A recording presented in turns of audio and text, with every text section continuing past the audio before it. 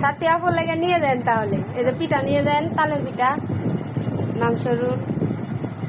সাথী আপু তো কইলো যে আমার লেগে নিয়ে আসিস।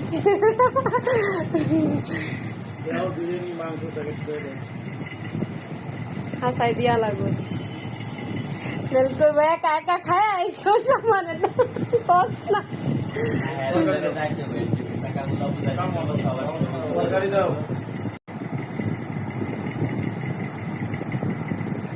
আপনার ঘর কিন্তু মুখ তুলতাছি না, তাহলে আমার খাওয়া কি উড়াই। হ্যাঁ